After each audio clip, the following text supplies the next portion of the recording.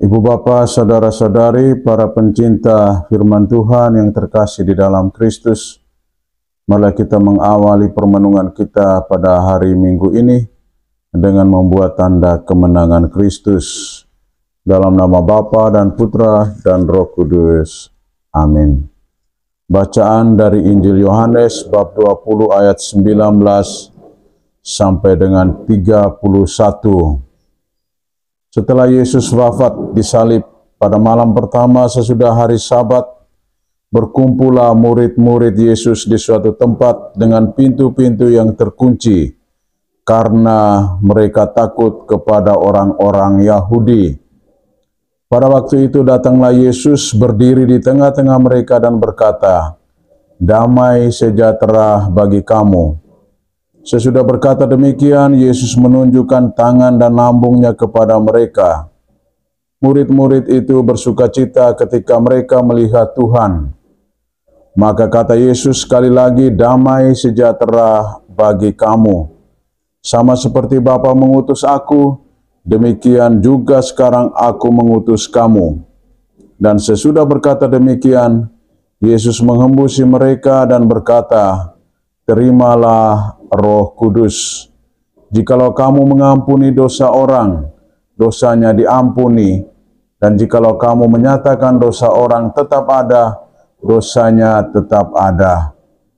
Pada waktu Yesus datang itu, Thomas, seorang dari ke-12 murid yang juga disebut Didimus, tidak ada bersama-sama mereka. Maka kata murid-murid yang lain itu kepadanya, "Kami telah melihat Tuhan." Tetapi Thomas berkata kepada mereka, "Sebelum aku melihat bekas paku pada tangannya, dan sebelum aku mencucukkan jariku ke dalam bekas paku itu, dan mencucukkan tanganku ke dalam lambungnya, sekali-kali aku tidak akan percaya." 8 hari kemudian, murid-murid Yesus berada kembali dalam rumah itu, dan Thomas pun bersama-sama dengan mereka. Sementara pintu-pintu terkunci, Yesus datang. Ia berdiri di tengah-tengah mereka dan berkata, "Damai sejahtera bagi kamu." Kemudian Yesus berkata kepada Thomas, "Taruhlah jarimu di sini dan lihatlah tanganku. Ulurkanlah tanganmu dan cucukkan ke dalam lambungku, dan jangan engkau tidak percaya lagi, melainkan percayalah." Thomas menjawab kepadanya, "Ya Tuhanku dan Allahku." Kata Yesus kepadanya, "Karena telah melihat aku, maka engkau percaya. Berbahagialah mereka yang tidak melihat namun percaya."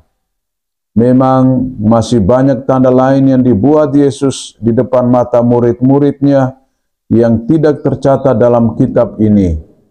Tetapi semua yang tercantum di sini telah dicatat supaya kamu percaya bahwa Yesuslah Mesias, Anak Allah, dan supaya oleh imanmu kamu memperoleh hidup dalam namanya.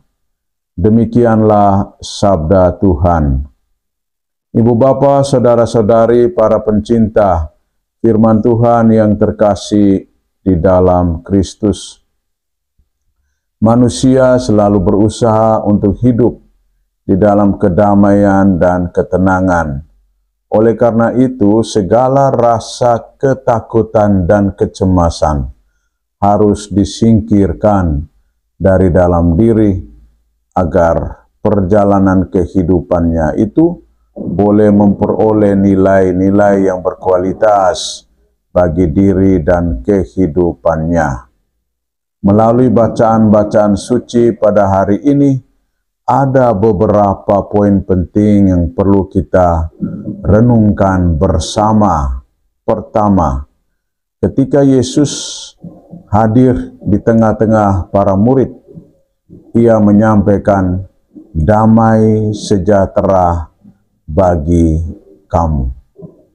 Kedamaian itu harus dimiliki oleh setiap pribadi manusia.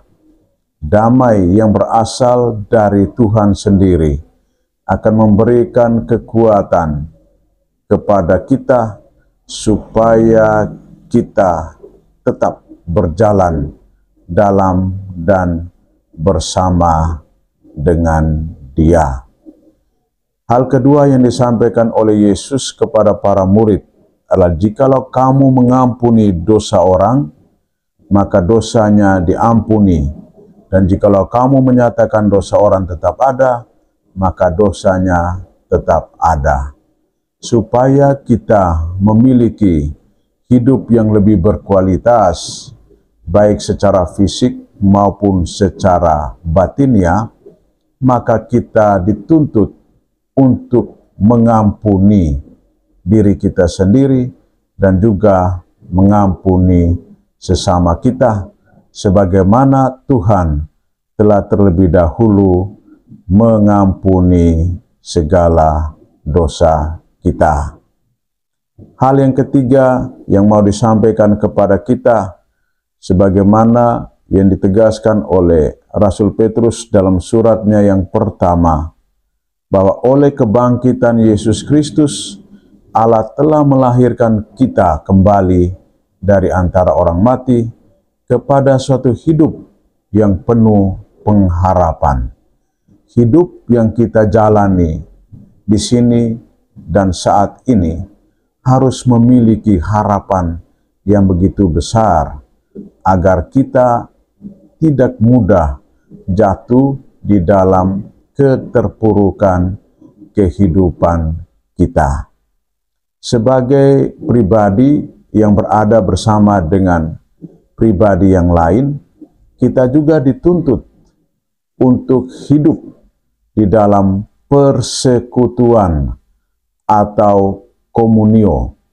Persekutuan atau komunio sebagaimana yang dikisahkan di dalam Kisah Para Rasul, di mana jemaat perdana mereka memiliki spirit persekutuan, spirit komunio ini menjadi kekuatan utama di dalam kehidupannya.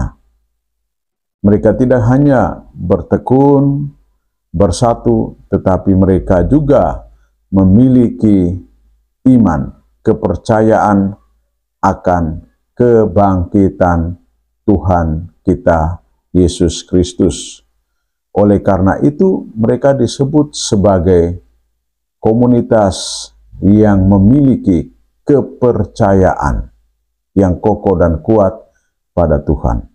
Karena memiliki kepercayaan yang kokoh dan kuat, maka di dalam keseharian hidup mereka, mereka selalu bersatu, bertekun, dan berbagi. Bersatu, bertekun, dan berbagi merupakan buah dari kebersamaan mereka yang selalu bertekun di dalam doa dan memecah-mecahkan roti. Ibu bapa, saudara-saudari, umat beriman, pencinta firman Tuhan yang terkasih di dalam Kristus, pada hari Minggu Kerahiman ini, kita secara khusus memohon kepada Tuhan untuk memberikan rahmat anugerah khusus kepada kita, supaya kita memiliki hati yang berbelas kasihan, hati yang berkerahiman kepada diri kita sendiri dan juga kepada sesama kita. Karena dengan demikian, kita akan memiliki damai, kita akan memiliki kasih, kita juga akan memiliki ketenangan batin. Bukan hanya kita sendiri, tetapi sesama kita juga memiliki hati yang damai, hati yang tenang, dan penuh cinta.